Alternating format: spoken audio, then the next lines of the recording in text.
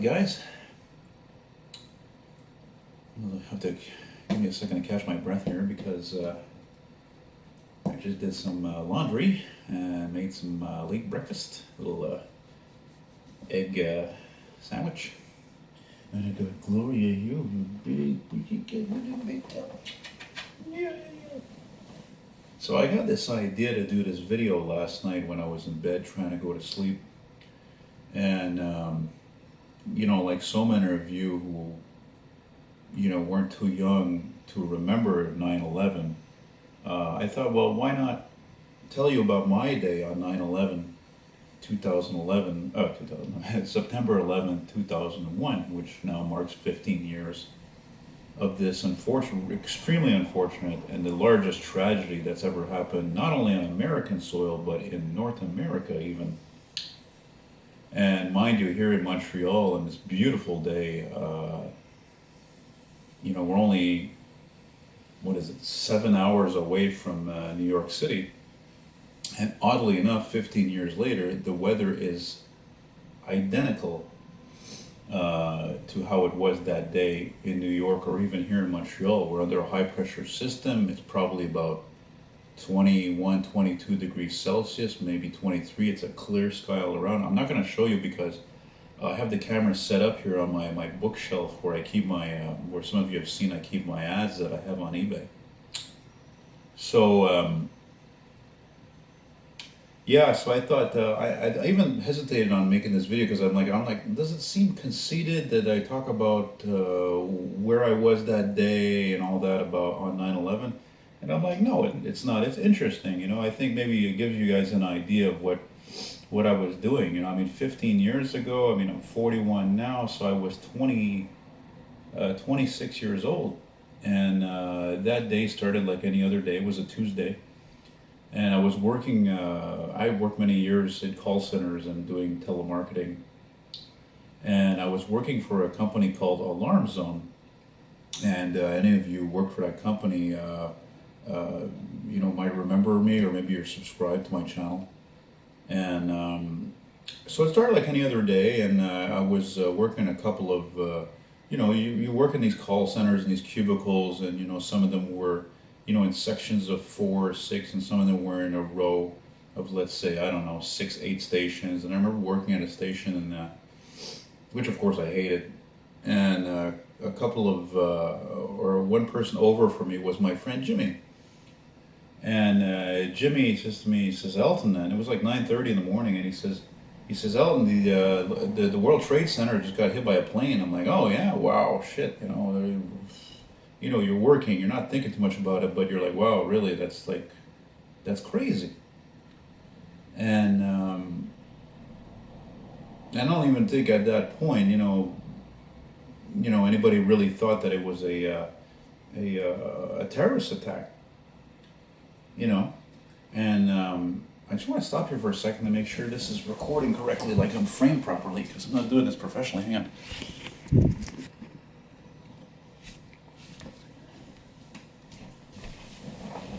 So yeah. Oh, sorry, pushed you. Could you sleep too much anyway? Sorry about that, but I wanted to make sure that I was in the frame because yeah, it looks like I got like part of my head chopped off, but whatever. I'm not doing this over again because any of you watching my videos, you'll notice that I don't really heavily edit anything. Ooh, excuse me, that's the eggs I had, and. It's like my friend, well, I'm subscribed to him. I'd like to meet him one day, like Peter D. If you know what I'm talking about. He just films. He doesn't really edit anything, and I like that. I think a lot of people appreciate things that are not edited or not edited much. Sometimes when things are polished too much or edited too much, it's kind of surreal, and I don't know. It's not the same. So anyway, so to go back to what I was saying, so I'm working in this call center, and yeah, we're under contract from ADT. The alarm system company, and the company I was working for was called Alarm Zone. It wasn't a terribly large company, but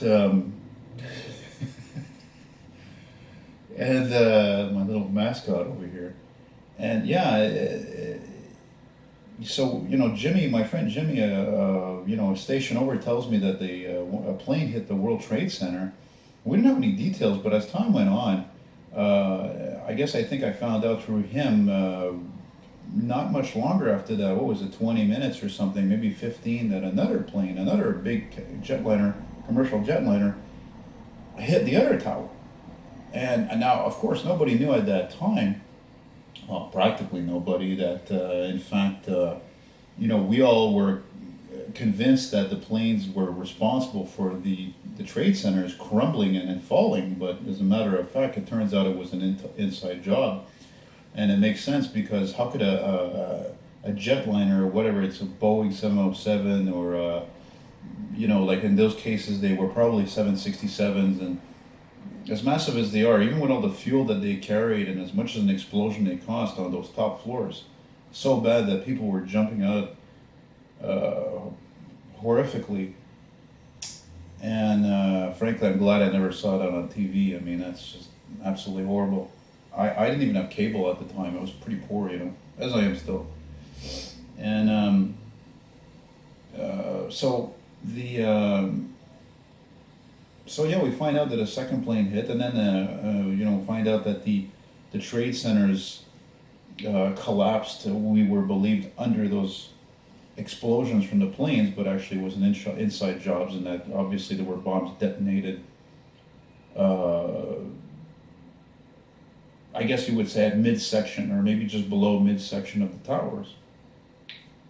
And because those towers were built in 1973, and at that time, like a lot of things, as you know, I'm not just retro old school for nothing. I know what I'm talking about. I mean, you look at all these vehicles, things were built to last. Anyway, so I remember we were told at one point by management to continue working, and it was a terrible thing that happened. But the coaches or the manager was like, "I got to keep working, guys. You have to keep making those calls," which we weren't pleased about. And even in hindsight now and thinking about it, it was wrong, because we're all a little worried, and nothing like that had ever happened before. And it's just one of those horrible things. It was just not horrible, it was incredibly horrible. I mean, it's the most diabolical act ever committed on U.S. soil, and like I said, even North American soil.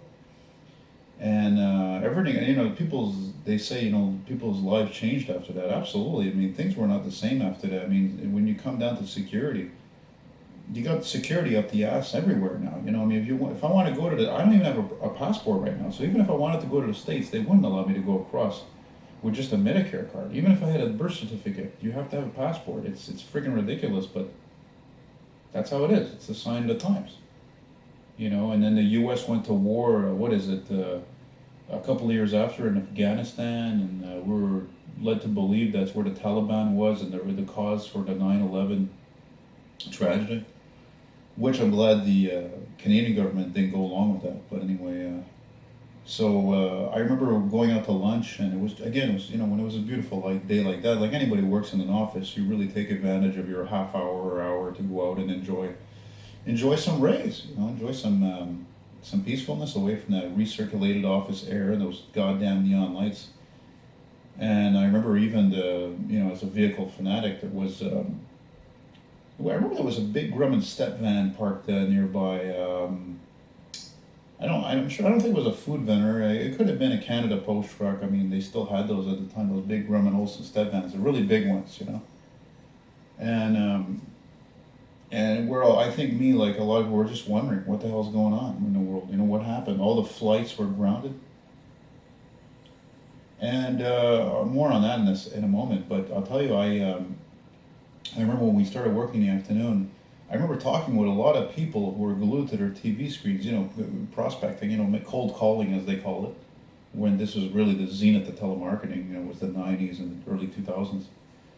And people, connecting with people that you don't even know, and that's what's the weird thing about human tragedies and catastrophes, is connecting with people you don't know, and talking about it. And you know what?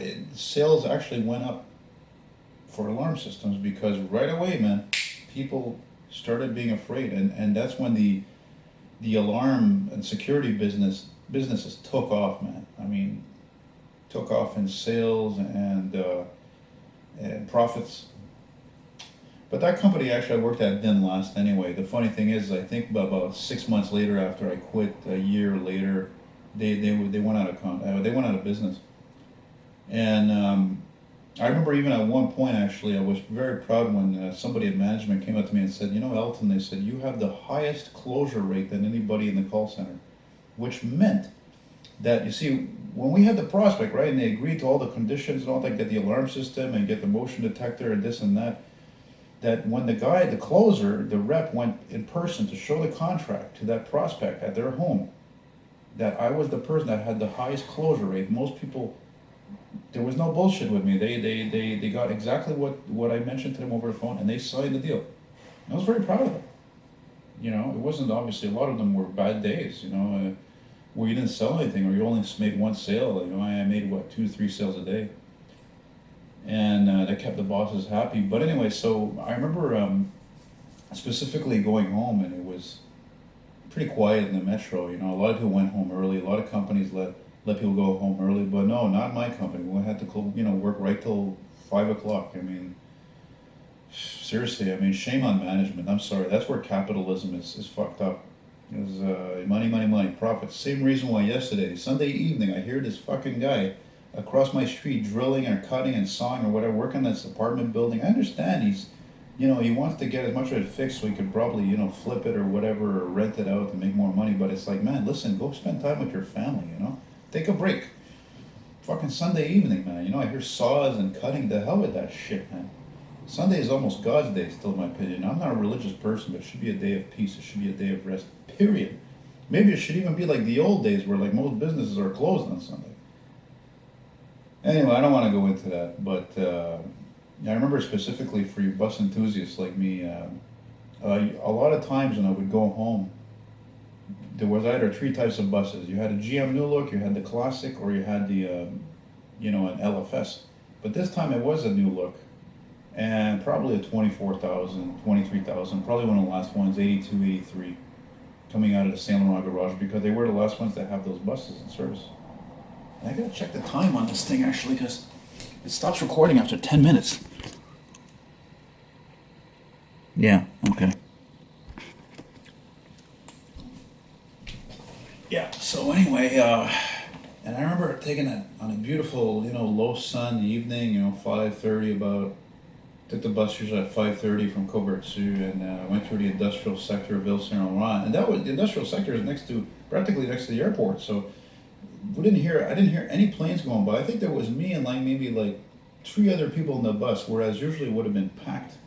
And I remember, I'll never forget it. I remember that typical light green interior, because those New Look buses, I think the interiors came in 3 colors. That like hospital green, as they also known as. There was also that kind of a khaki color and maybe yellow. I don't know, but I remember the low sun going into the windows and hitting the aluminum walls and the poles shining, and even that light green getting lit up and all shiny.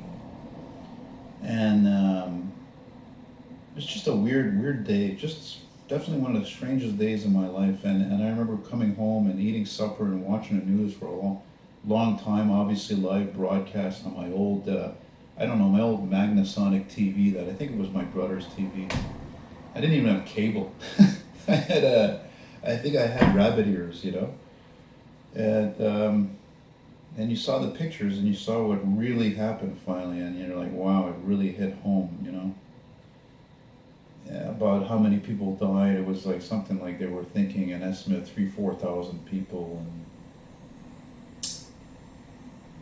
and it's funny because a lot of you watch my channel, you're younger, and obviously YouTube is, like a lot of things, the internet is more geared even to the younger folk a lot of times.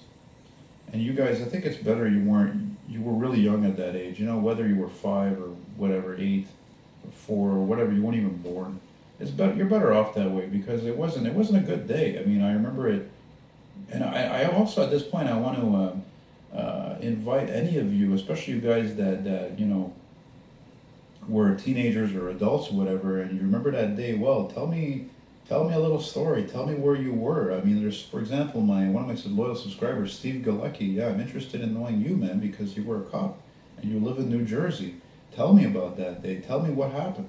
How were you involved in any way? You know. And by the way, just before I end this here, I want to mention something else. I've mentioned this before in a couple of videos.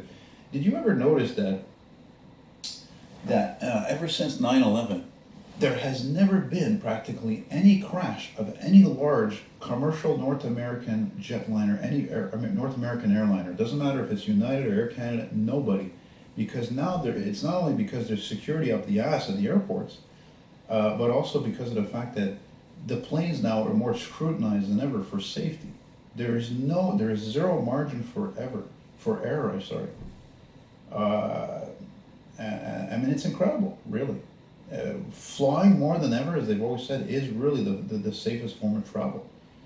Of course, now it's funny. Terrorists, they're killing less people, but they're taking cars or trucks or whatever to drive into crowds and everything. And that's it, man.